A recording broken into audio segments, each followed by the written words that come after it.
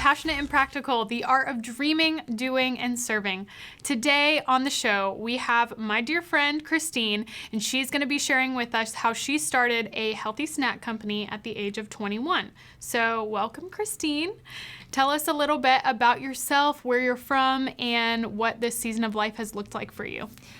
So I am originally from Annapolis, Maryland, and I graduated college just a few months ago at the beginning of the year, and moved to Chattanooga after meeting my boyfriend at school. He's from Chattanooga, so we moved here, and I visited a couple times and just absolutely fell in love with this city.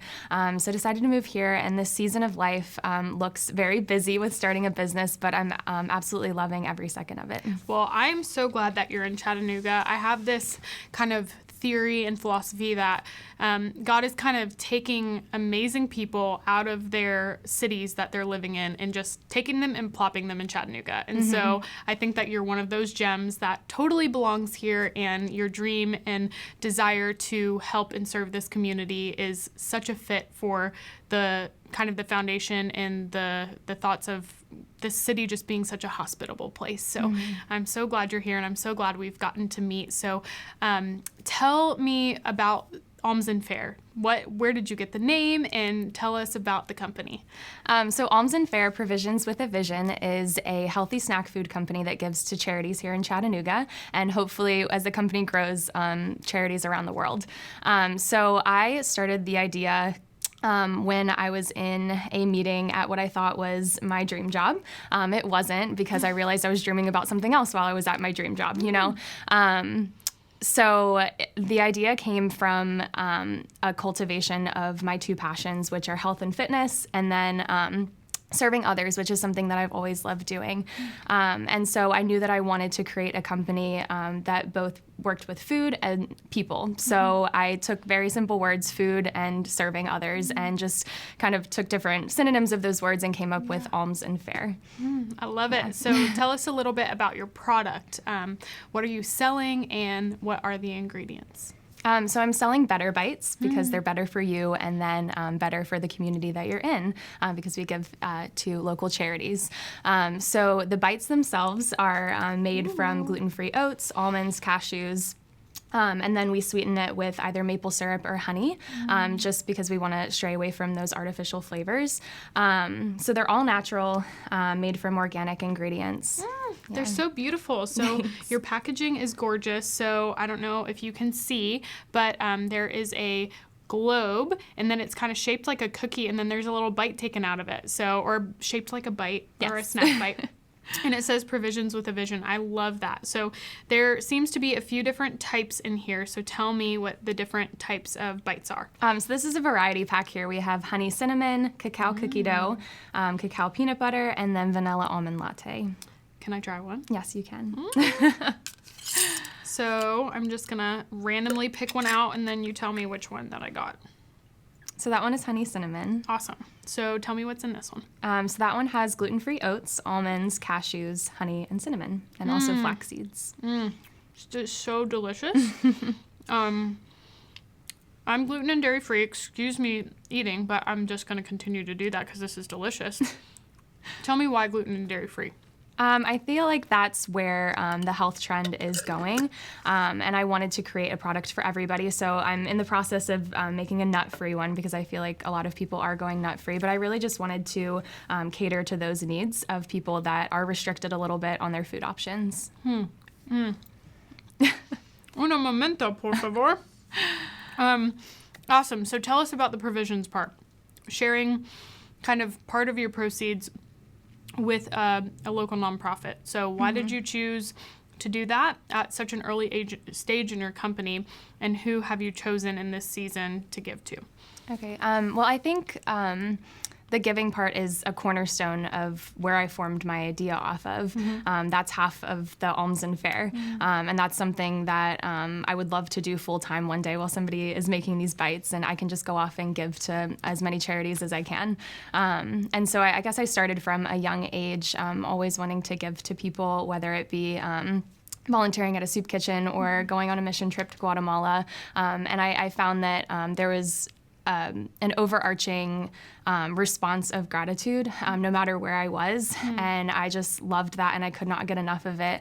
And it just brought me down to like a humble level at such a young age. And I think just growing up with that was great. And it's kind of formed who I am today and what I want to do with my life. That's awesome. So tell us about, so Homes and Havens is currently one of the organizations that you give to, and Casey was just on the show, so they'll get to kind of, we'll link her her show notes in the show notes so that you can listen to her talk. But it's basically a nonprofit that's serving women that are coming out of life crisis. So why did you decide to partner with her?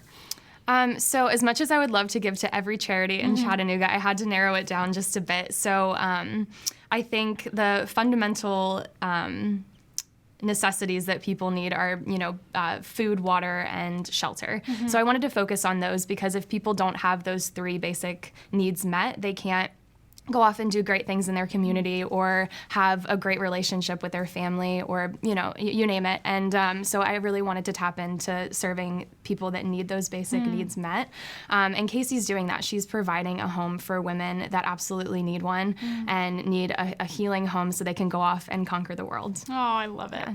So speaking kind of on the same subject of generosity, what role has generosity played in your personal life? How have you benefited from someone else's generosity, or did you grow up with parents that were super generous? How did that kind of captivate your heart, in a sense? Like I said, I started volunteering at a young age, and it was just something that I was always interested in. I honestly can't pinpoint like a direct moment that sparked that interest in me. I think it was just always there. And I knew that I wanted, whatever I did in my career, I wanted to serve others. I couldn't just be serving myself. So one of the things that I love about Christine is that she's 21 and she is super tenacious. So she's motivated, she's driven, she's a woman on a mission, and she knows where she's going. So for me, it is just so refreshing to see someone that is a few years younger than me that is just charging after her dream. She is actually an inspiration to me because she's so young and she's doing what she loves, and she is kind of pressing forward with this, like, I'm new to this city, but I don't care. I'm diving right in. So how has Chattanooga welcomed you with open arms, and what has the response been to your business being new to the city? The response has been overwhelmingly positive, both from people that are around me, like you, and people that I've sold to at the market. People love it, and they're not. They don't look down upon a young entrepreneur, which in some cities you may get that. Right. They're so open to any type of idea here, and they're very hospitable, like you said. So Chattanooga is ripe for new ideas and innovation, and that is what drew me to it. Awesome. So what is a piece of advice you would give to someone that's maybe right out of college, maybe moved to a new city, and they're just kind of in unfamiliar territory, but they want to start something that matters? So I would say just to know your worth and know that your ideas are worthy, and nobody can take away that passion from you. And also grow slow. So it's okay if you don't know exactly what your passion is or exactly where you want to go with it. Just slowly develop it, and God will provide. I love that. Another thing I love about you is how confident you are. So you and I have recently taken the Enneagram test, and we're both 8s. So something that we have in common is that we're kind of like these powerhouse women. We show up and people know, but I say that you're kind of like a silent 8, or what did I call you? A sneaky 8 or something like that. Basically, you walk in the room and you're so full of grace and love, and you're so approachable, yet you do have that fire in you. So I think that it's the perfect blend of someone who is welcoming and really encouraging, and not someone who people are afraid of, but also you have this kind of oomph, like you're confident and you know exactly what you want. And so I love that you know your worth, because that's a big theme of this show, is just kind of encouraging women to know their worth and know their value, and ultimately that's in their identity in Christ. Like, so it is impossible to find your identity within yourself or within your significant other or whatever the case may be. You have to find it in Christ, or else it is going to be in vain, and you may, run the race for several months or years, but you're going to fall flat on your face if you do not have a rooted foundation. So I'm just so thankful to be doing life with someone that knows their worth and is going after their dreams. So what are some of your fears? Like if you're a super confident person, so do you have any fears around, or are you pretty just fearless and you're just like, I don't care, I'm going for it. I could fall flat on my face, but who cares? So to be honest, I'm not that fearful of a person. I've always been one to just take that leap of faith. But this business has had its challenges as far as taking that leap of faith, and I think it's because it's all mine. It's like I grew it, I formed it with my own two hands, and that's scary. And taking that leap of faith is like, oh, what if I fail? So that's been a little bit of a challenge, but I just have to keep pressing on and keep going. And then I think another fear may be just not being taken seriously as a young entrepreneur.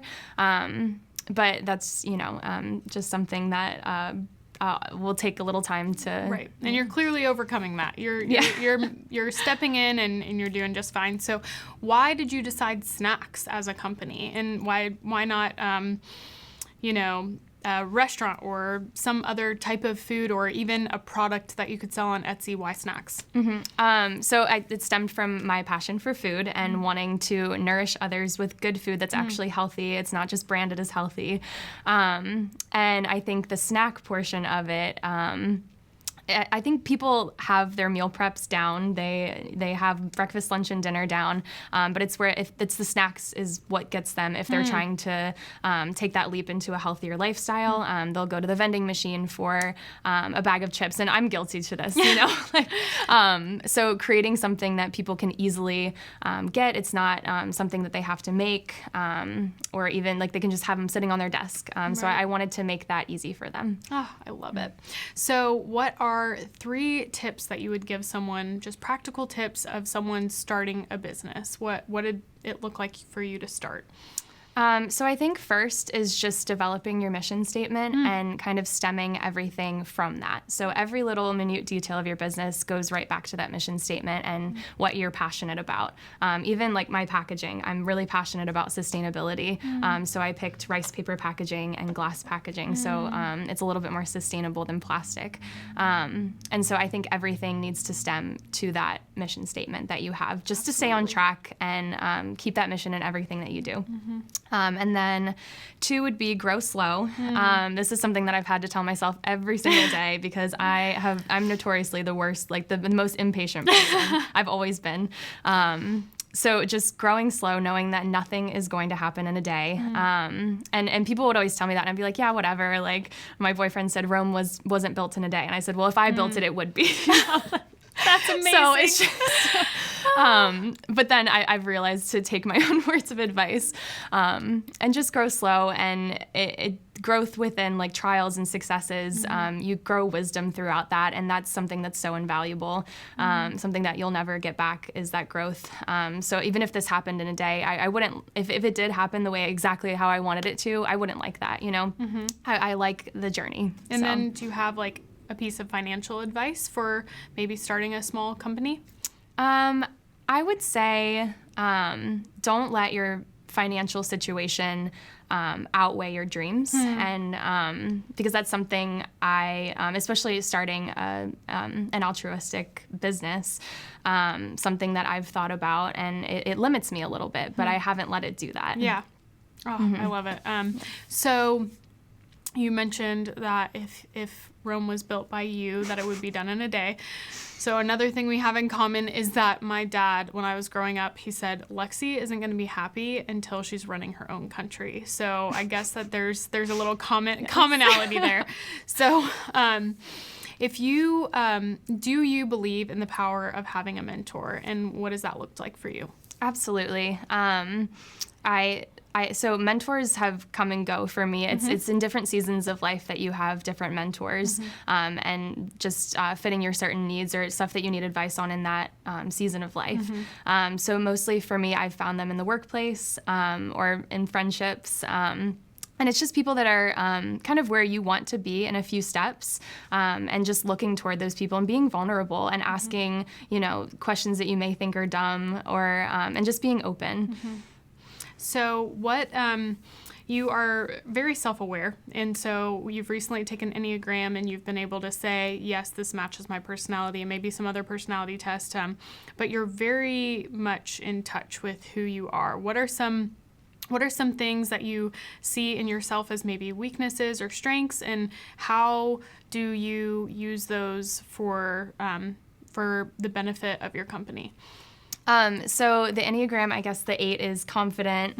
What are the other adjectives that describe it? It's I think it's like the commander or the challenger, I think is what is the name of it. So so I think I first viewed those adjectives as how I was toward other people, and then I kind of took it at a different perspective and thought, like, that's how I treat myself as well. I'm very hard on myself in a good way with my business, and I think that has allowed me to grow really quickly and just keep at it and be very driven in my business, but also I have that compassionate side, not as driven, which helps me give to people. So I think it is a really good trait for what I'm trying to do. Yeah.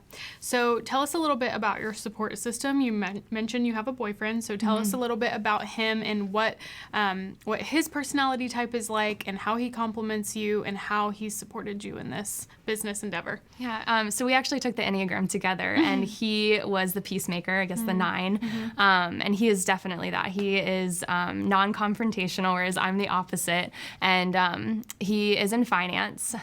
So having him as that finance piece to my business is wonderful because I can do it, but I have no desire to. Yeah. So he helps me with that. And I think a piece of advice for like working with significant others would be just knowing what you're good at and what you're not, and staying on that course and just doing what you're good at, knowing your strengths.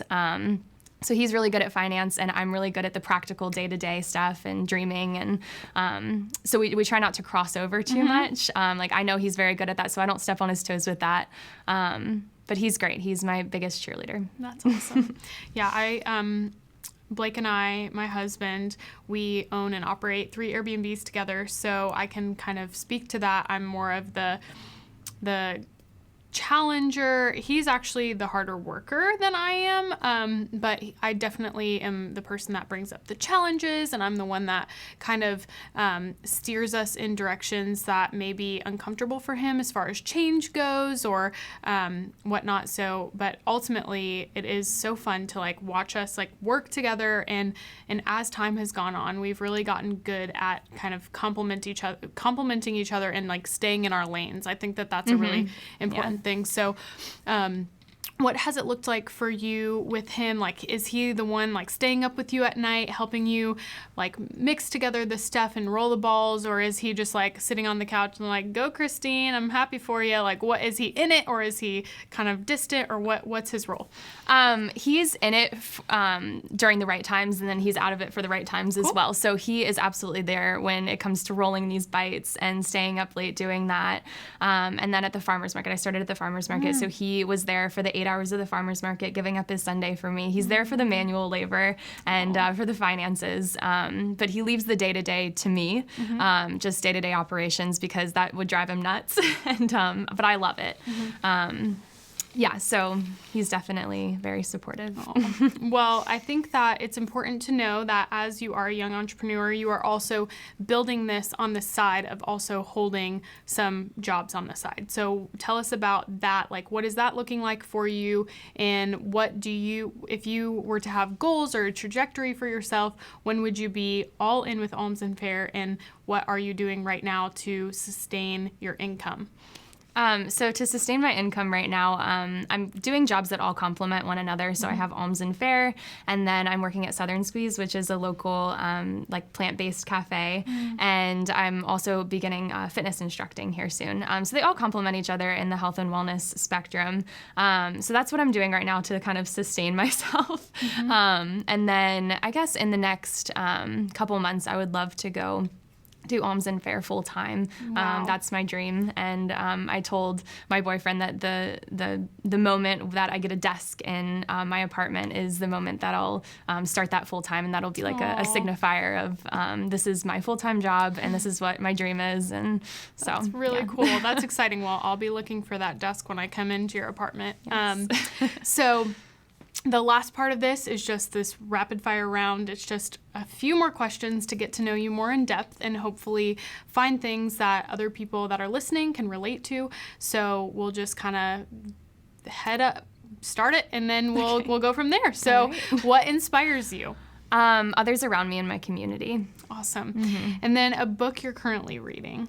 Girl Wash Your Face. Mm-hmm. It is the easiest read ever, and it's so inspiring. I have to second that. It is so easy to read. I actually listened to it on audiobook, and it is part of the reason why I'm sitting in the seat right now, because Rachel Hollis, who wrote the book, she is a lifestyle type blogger, and has kind of this community of women that kind of band together, and they touch on everything from motherhood to owning a business to looking at your self-worth, looking at, making lifestyle changes for being healthier. And it's just kind of this all-encompassing lifestyle, personal growth and development tool. And she has a podcast, and she has another book coming out in the spring. So she's she's kind of the person that I look to when I'm obviously I want to be Lexi, and I always will be, but kind of this encouragement to what I aspire to be. So love Rachel and what she's doing. So what is your go-to snack? I'm going to do a shameless plug here and say Alms Fare Better Bites because they're delicious and healthy. Yes, that is also my favorite snack. I love, we're in a book study or a book Bible study, whatever you want to call it, together, and then Christine will bring her snacks, and I have to limit myself because I will truly eat the whole bag if someone wasn't watching me. No lie. So lastly, what advice would you give to your younger self? Don't compare yourself to others and be patient.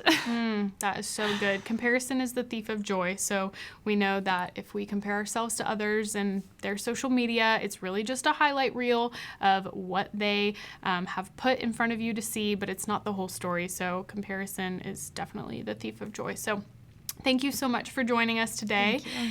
As always, you are infinitely valuable. You were put on this earth to do a work that only you can do. God gave you a set of gifts, talents, and skills that you have, and it's unique to you. So go pursue the very thing that makes you feel alive. Be his hands and feet to this broken world, and have a beautiful day. Thank you so much for taking the time out of your day. If this message has encouraged you, then please click to subscribe and share with a friend who may be inspired by the message. Also, if you have an event coming up and you're looking for a speaker, click the link below to get in touch with me.